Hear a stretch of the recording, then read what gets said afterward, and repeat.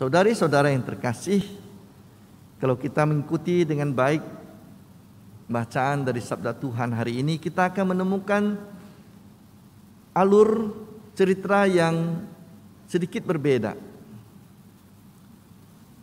Bacaan pertama dari kitab Ulangan mengisahkan bagaimana secara singkat Musa mengisahkan sejarah orang Israel. Mulai dari Abraham. Abraham adalah sebenarnya bukan orang Israel asli, dia orang Aram. Datang dari luar, dari daerah yang disebut dengan Mesopotamia sekarang. Dipanggil Tuhan, kemudian dia sampai di Israel, kemudian pergi ke Mesir, dan keturunannya nanti akan menjadi keluarga besar di Mesir. Cerita Yusuf kita tahu, yang membawa saudara-saudaranya pada waktu kelaparan di Timur Tengah, besar di Israel dan menjadi bangsa besar di Israel. Akibatnya Firaun takut kalau orang Israel yang tinggal di Mesir memberontak bersama musuh, dan nanti kerajaan Mesir akan runtuh. Mereka ditindas. Tapi mereka berseru kepada Tuhan. Dan Tuhan membebaskan mereka, membawa mereka ke tanah terjanji. Mereka mempunyai tanah, bercocok tanam, dan kemudian memberikan buah pertama kepada Tuhan. Digambarkan sangat singkat dan sangat mulus.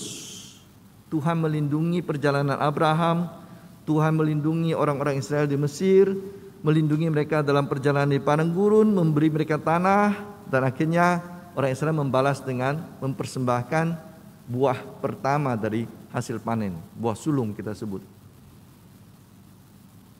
Bacaan kedua, Rasul Paulus bercerita kepada umat di Roma bagaimana dikatakan bahwa bagi mereka yang percaya kepada Tuhan, doa mereka akan didengarkan, mereka tidak akan dipermalukan.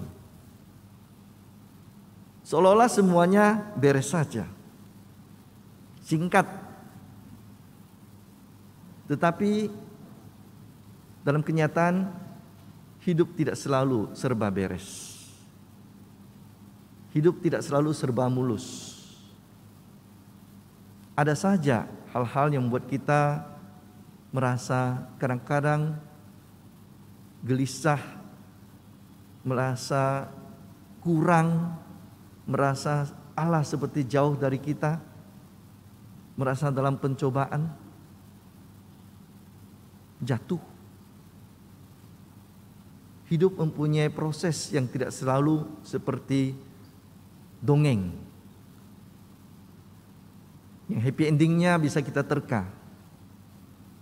Tidak selalu demikian. Dan itulah yang kita dengarkan dalam bacaan Injil hari ini.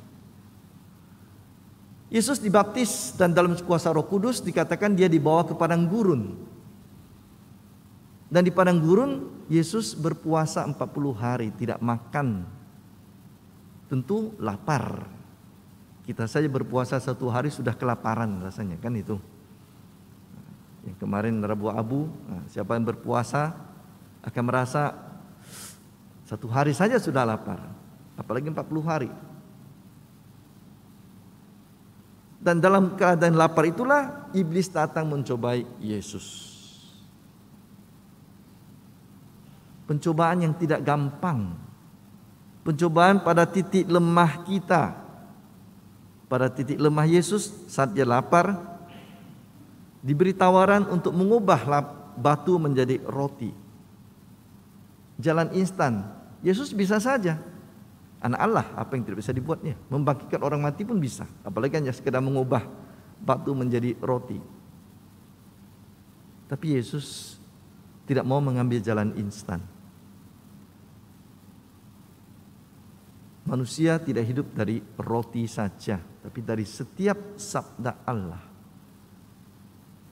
Hal jasmani ya perlu bagi manusia, tetapi kalau tidak diimbangi dan tidak didasari yang lebih dalam, maka akan jatuh ke dalam berbagai kesulitan.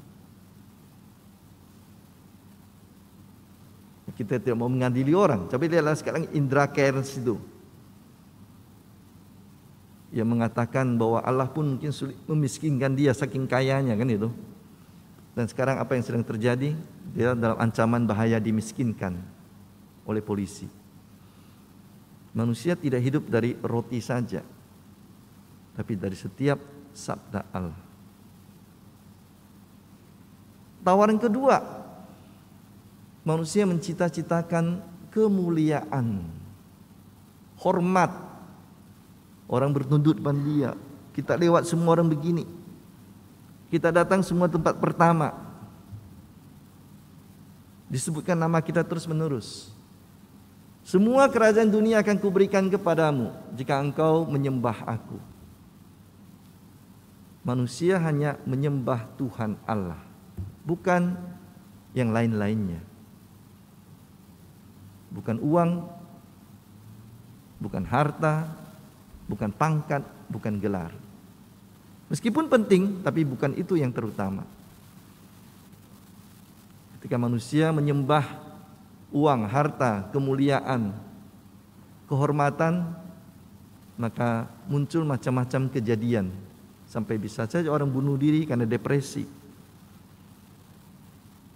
Kenapa? Merasa gagal untuk mencapai kemuliaan yang diharapkan. Merasa gagal untuk dihormati oleh orang lain. Dan terakhir, mencapai ketenaran secara instan. Loncat dari bubungan bait Allah. Itu bukan perkara 10 meter ya. Kalau bait Allah dulu dengan dasarnya itu yang asli itu 30 sampai 40 meter, sampai 50 meter jaraknya. Loncatlah dan malaikat akan menatang engkau, menopang engkau di bawah. Jangan takut. Memang Mazmur mengatakan demikian.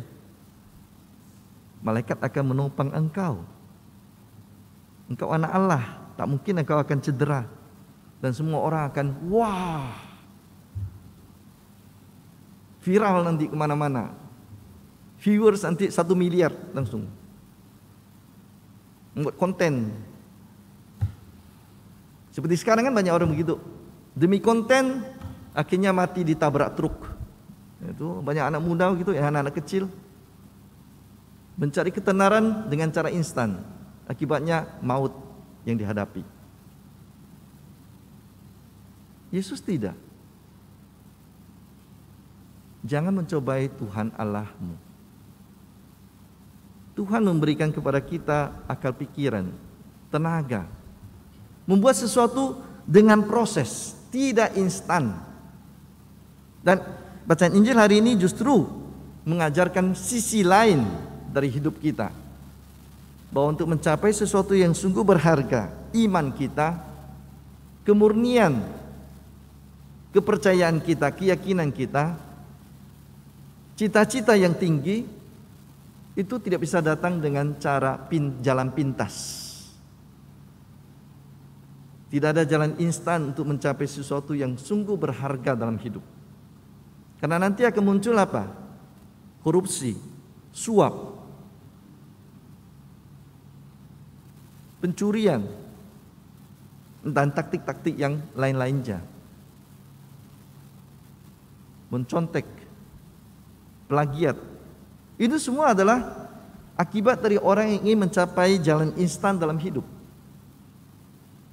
Mau meraih sesuatu yang nampaknya menarik, sesuatu yang nampaknya berharga, tapi tidak melalui proses yang benar.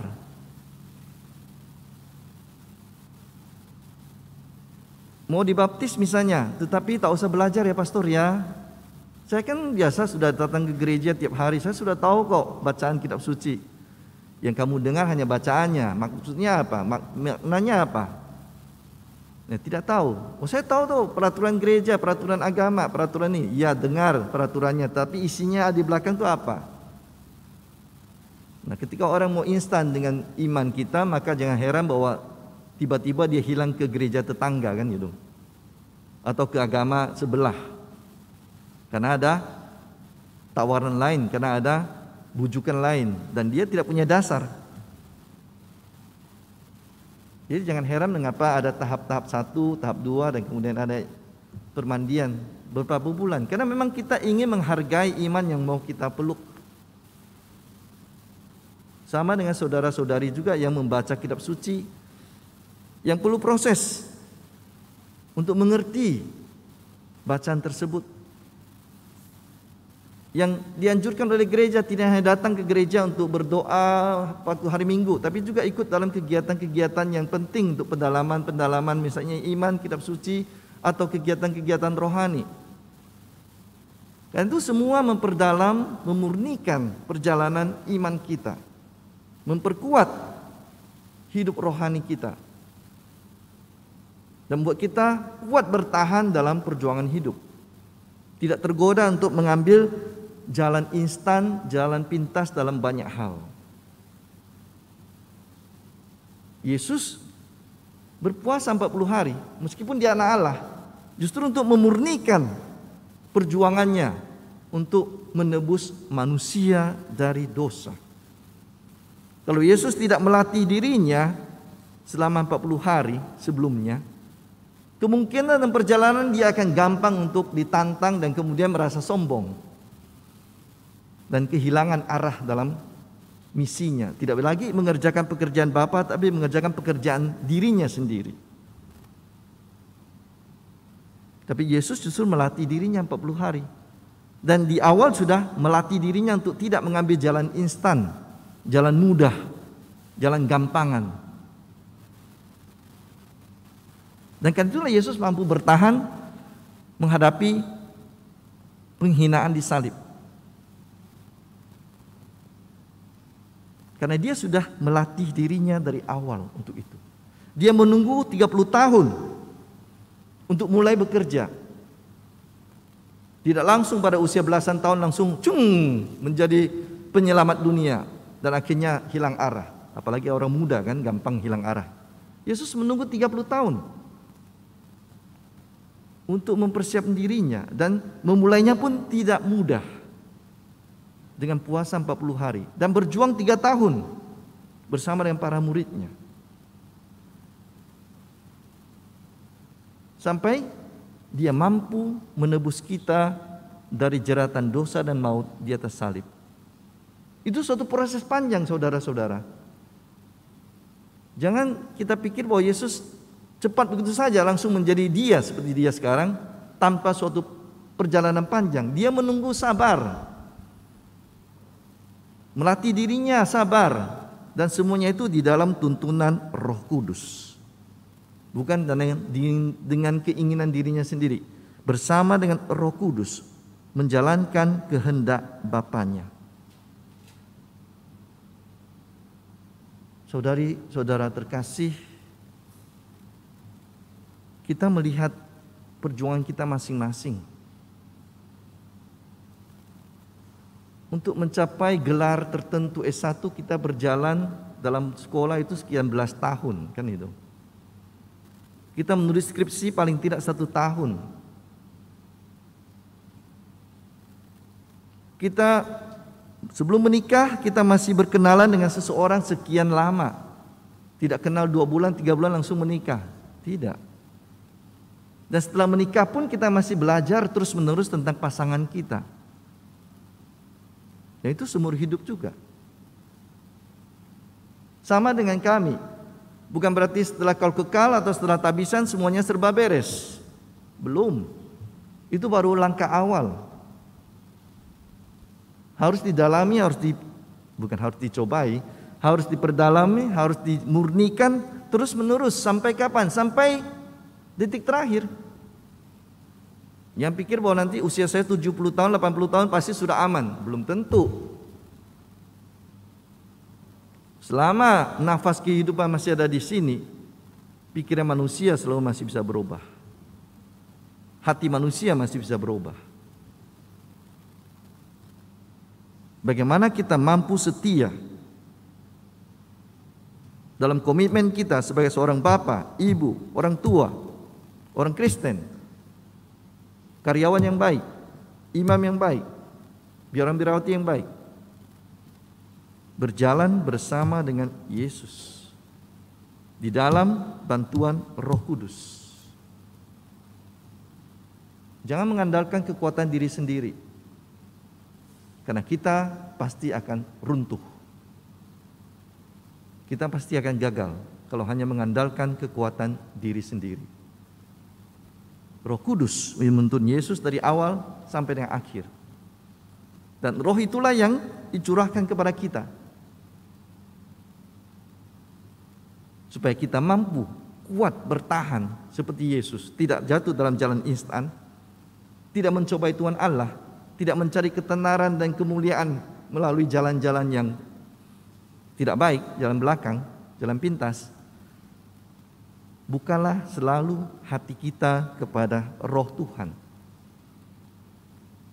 Roh Kudus. Bagaimana membuka hati pada Roh Kudus? Hidup rohani kita, hidup doa kita, apakah kita jalankan dengan baik? Apakah kita membiarkan sabda Allah setiap hari menerangi hidup kita?